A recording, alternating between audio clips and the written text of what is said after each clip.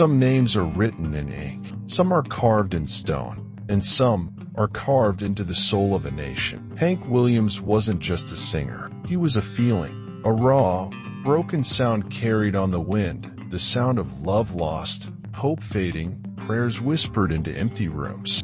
He didn't live a long life. He didn't build a fortune. He didn't stay polished or perfect. But somehow, across the years, across generations, Hank became immortal. This is not just a story about music. It's about pain, about dreams, about loneliness too deep for words. It's about a boy from the deep south who burned too brightly and lived too hard, and who, even after death, never really stopped singing. Hank was born Hiram King Williams on September 17, 1923, in a small shack in Mount Olive, Butler County, Alabama. Poverty wasn't a visitor in Hank's life. It was a full-time resident, the kind that wraps around you like a second skin. His father, Lon Williams, was a railroad engineer. But by the time Hank was a young boy, Lon was gone, hospitalized after a horrific accident and barely present after that.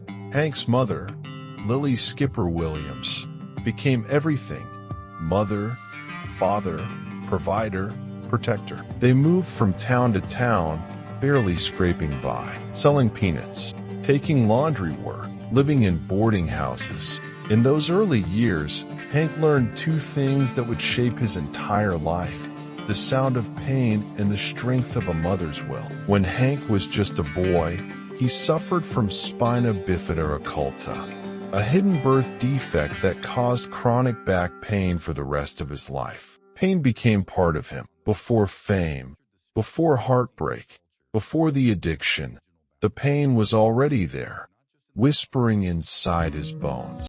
Maybe that's why Hank's voice always sounded different. It wasn't just singing, it was hurting, and somehow, hurting beautifully. It didn't take long for people to notice. Hank started singing in church choirs. He learned guitar from an African-American blues street musician named Rufus T-Tot Payne, a man who taught him that music wasn't about sounding pretty. It was about telling the truth. T-Tot showed Hank how to pour soul into a melody, how to turn three chords and the truth into something bigger than pain. And Hank never forgot, even when the world forgot T-Tot. By the time he was a teenager, Hank Williams wasn't just singing, he was commanding. At school dances, street corners, county fairs, wherever there was a crowd, Hank had a way of pulling them in. It wasn't just the sound, it was the feeling. The way he sang about heartbreak like he'd already lived 100 years of it. He formed his first band, the Drifting Cowboys, when he was just a teenager.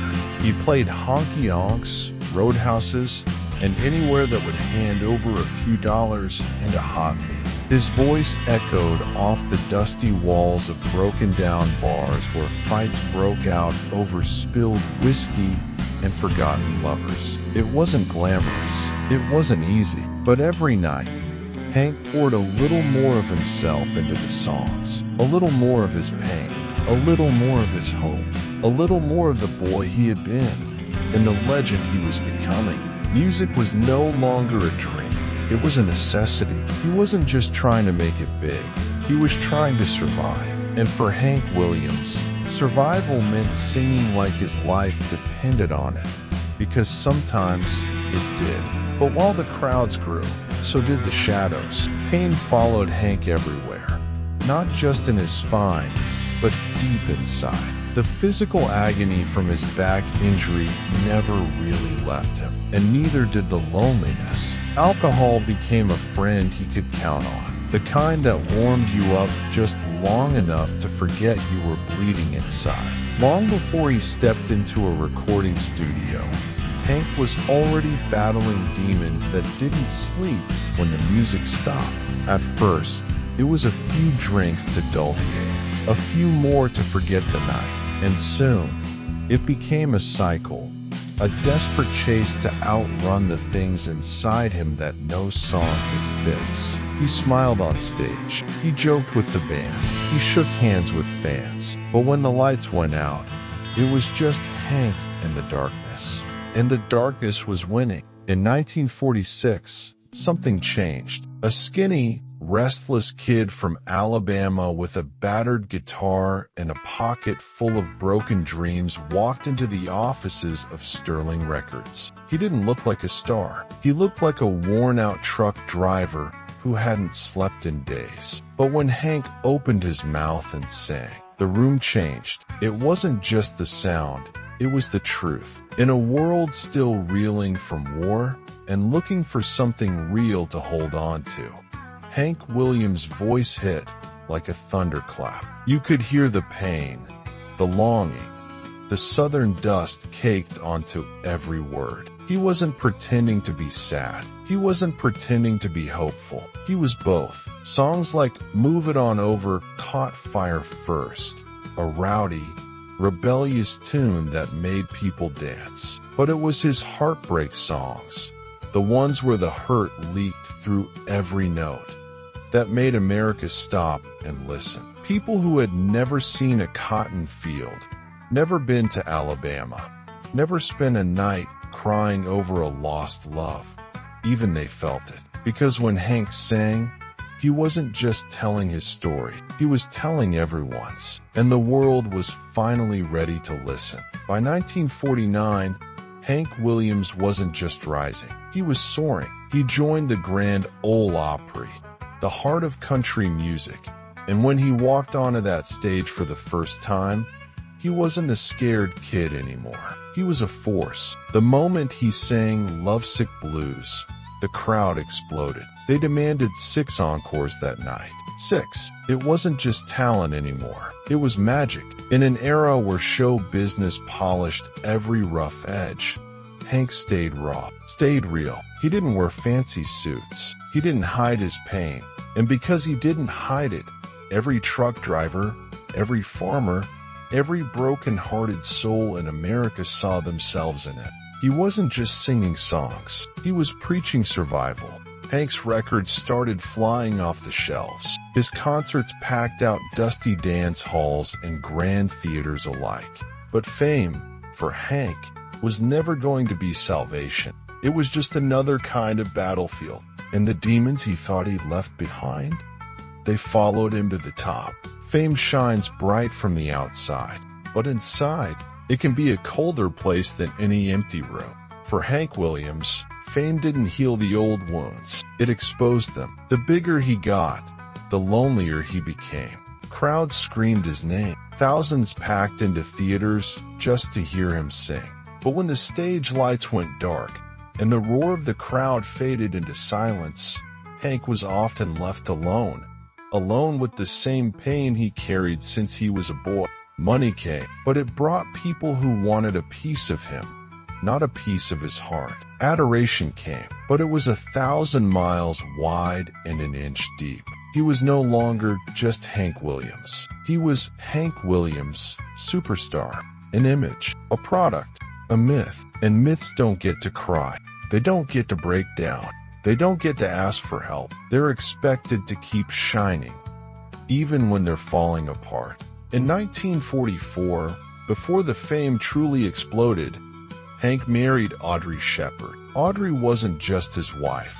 For a time, she was his anchor, his manager, his musical partner. But as Hank rose higher, the cracks between them grew deeper. Audrey wanted to sing too. She wanted to stand in the spotlight next to him. But the truth was cruel. Her voice didn't carry the magic Hank's did. Not even close. Tensions boiled over. Jealousy. Arguments. Long, painful nights fueled by whiskey and regret. Love turned into competition. Competition turned into resentment. They fought hard, loved harder, and hurt each other the most. Their son, Hank Williams Jr., was born into the chaos, a child raised in the storm of two people who couldn't figure out how to save themselves, let alone each other. The drinking worsened. The mist shows piled up.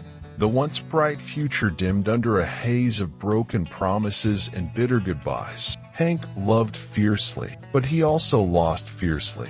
And each love lost left another hole in a heart that was already struggling to keep beating. By 1952, Hank Williams was no longer just a man. He was a walking ghost. The years of pain, heartbreak, addiction, and relentless fame had stripped him down. The boy who once sang barefoot on the front porch now struggled to stand upright. His body was failing him, his spine broken by years of disease and stress. His heart burdened by loneliness deeper than any song could explain. The Grand Ole Opry, the stage that once crowned him king, banned him for missing shows, for showing up drunk, for falling apart where the world could see. He tried to find redemption, tried to marry again, tried to record new songs, but nothing stuck. Inside, he was already halfway gone. On New Year's Eve, December 31st, 1952, Hank hired a young college student to drive him to a show in Canton, Ohio. He was weak, pale, barely able to sit up. As they drove through the dark roads of West Virginia, the snow falling like ashes from the sky, Hank Williams, the haunted voice of 1,000 broken dreams, quietly slipped away in the back seat of that powder blue Cadillac. When they found him, he was still wearing his white cowboy suit and hat. Frozen in time, Hank Williams was 29 years old. 29. A lifetime of pain, love, music, and myth packed into less than 3 decades. They said he died of heart failure, but those who knew better said Hank didn't die that night. He had been dying for a long time. They buried him in Montgomery, Alabama, under a marble statue of a cowboy carrying a guitar. The boy who never stopped singing even when the world begged him to be quiet. And somewhere in that southern soil, the pain finally rested. But the voice never did. Hank's music, raw, real, and hurting, traveled farther than he ever dreamed. Through jukeboxes, through vinyl, through generations of broken hearts looking for a voice that understood them. He became the blueprint for country music, for heartbreak ballads, for the sound of the American soul crying out for something more. Without Hank, there would be no Johnny Cash, no Willie Nelson, no Waylon Jennings, no country as we know it. He didn't live long, but Hank Williams lived loud. And in every broken voice, singing a sad song late at night, in every lonely highway stretching out under the stars, in every prayer whispered by someone too hurt to speak, you can still hear him. You can still hear that haunted voice. And it will never be silenced, because legends like Hank Williams don't die. They just keep singing forever. Thank you for watching this video. Be sure to hit the subscribe and like buttons. Comment down below about who should we make next.